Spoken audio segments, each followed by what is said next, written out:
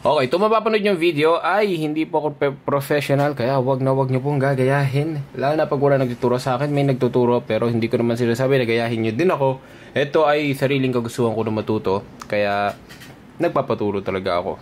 So yun, panoorin nyo to pero wag nyo i-attempt kasi medyo delikado din to. Lalo na wala kayong gear, wala kayong helmet, wala kayong masyadong alam tulad ko. Pero unti-unti sa akin in-elaborate at unti-unti kong ginagawa step by step, hindi biglaan, para matutunan ko din yung mga ganito. Hindi ko sinasabi na magaling ako, hindi ko sinasabi na perfecto ako. Pwede nyo i-correct ako sa comments, mas makakatulong pa nga sa akin yung para ma-improve ko yung sarili ko. Maraming salamat sa lahat ng manonood and enjoy this vlog. What's up mga bro? So ang tagal ko hindi nakapag-upload ng motor, ng motovlog. Actually, hindi tayo nag-vlog pa din. Pero ngayon, wow! Medyo 4 hours. Pero ngayon, susubukan ko yung tinuro sa akin ni Kuya Ace. May nagtuturo sa akin mag-banking. Ngayon, i-apply natin, titignan natin kung ano itsura natin at kung maganda ba talaga. Gusto natin yung tropa natin si So ngayon, papakitan natin yung ginagawa natin sa kurbada. Ito, let's go! So ganito ako lumigo dati. Hindi pa ako marunong talaga na. Nag-overshoot pa nga ako eh. Simpleng liko lang yan. Pero ayan, lumalagpas pa ako sa linya. So, kailangan ko mag-practice. Kaya ngayon, ang ginawa ko, kita nyo naman dyan, naiilang ako, tsaka natatakot din ako kasi mabigat yung motor. Kaya nagpag-desisyon ako mag-practice. Tinuro sa akin ni Kuya Ace yung yan, paglabas ng tuhod, tingin kung saan pupunta. Pero syempre, kaya bawat liko dyan, nilalabas ko tuhod ko kasi ginagamay ko para alam mo yun, maging muscle memory na lang sa akin. Pero ang totoo, kinakabahan pa din talaga ako. Tinry din na mag-practice ako, si Lawrence at si King. Si King yung nasa harapan ni Lawrence, ako yung nasa pinakaunahan. Sige sa pupuntahan. Overshoot na. Overshoot. Pasok. Sobrang lala. Dito may nangyari. Pag nailang ka, posible ka mag-overshoot. Kaya nag-decide kami mag-practice ulit. Ayan, medyo humihiga-higa na yung motor. Tapos nakikita nyo pag-switch din sa pagliko. May body position, tapos sumitingin. Pero hindi pa talaga ganun. Hindi pa talaga ganun. Kasi nga, pinapractice ko pa lang. Pero yun, practice makes perfect, diba? Kaya practice na tayo ng practice. Ito naman yung pangatlong araw ko na nagpa-practice. Ayan, sorry, mabagal talaga kasi syempre hindi mo naman kailangan magmabilis sa liko eh. Importante makumpleto mo yung turn, di ba? Tapos ayan, titingin ako saan pupunta, nilalabas ko din yung tuhod ko para mas mabilis kong mapaliko yung motor o mapahiga. Ayan, kita nyo. Nag-enjoy din ako kasi syempre natututunan ako yung mga skills. Kaya maraming salamat kay Kuya Ace, tinuturuan niya ako. Tapos, eto na siya ngayon.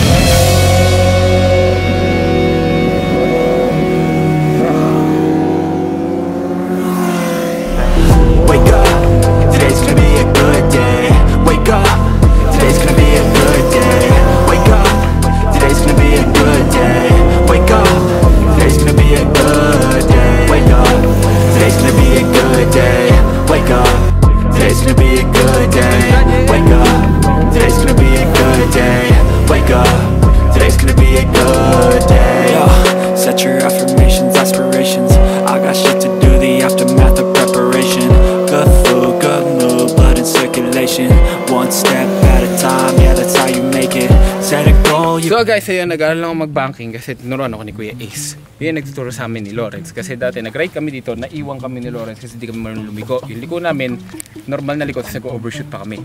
So pinapractice ko, hindi ko naman sinasabi na magaling na ako. Sinasabi ko lang na may improvement. Nag-enjoy lang ako kasi ang sarap palang iliko ang motor pag gano'n. Sobra.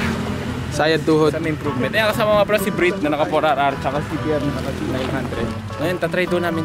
Try natin sunod-sunod tayo.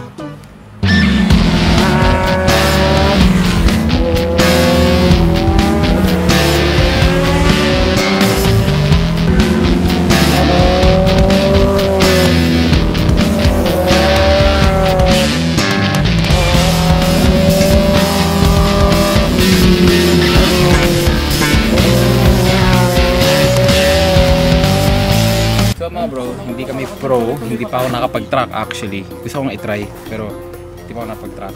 Tapos yun, kung may nakita kayong mali, please comment down below kasi may improve ko yung sarili ko doon. Tapos gusto ko pa syempre mas matuto, kaya please comment down below para mas matutunan ko yung mga dapat kong gawin. Kasi minsan nasilip ako, minsan di ako nasilip, minsan labas yung puwet ko, minsan di labas yung puwet ko, ganun. Depende sa liko, pero as much as possible kahit konti lang liko, ina-apply ko lahat para lang hindi ko makalimutan. Tsaka syempre pag ganitong motor, kailangan mo sa yung mga ganun, proper tips, pag ganun, para mas madali mo siya kung may liko. Kasi mahirap naman kapag nag-trip ka ng ganun, hindi mo may liko na mabilis, diba? Nakakatakot. Kaya skill lang siya para ma-prevent yung mga possible accidents kapag may mga ganung liko. Kaya dagdag skill lang po. Okay? Hindi sa pagyayabang, hindi po yung nagayabang, hindi ko ginagawa to dahil gusto ko mayabang ako ang liko. For safety purposes din at saka kaalaman din.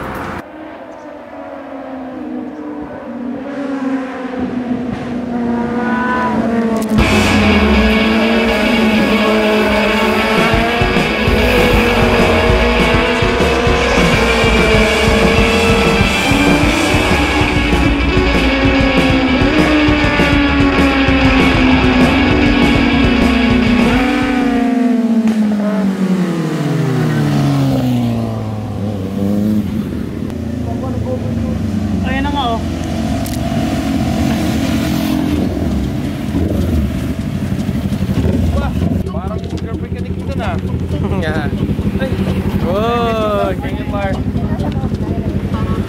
Mamaya na. Thank you, Mark. Love, kamusta pakiramdam mo kasi ibang lalaki? Mas maganda yung upuan nito. Komportable. Pangit pala motor mo, par. Kaya nga, nainis ka nga dito eh. Ikaw na.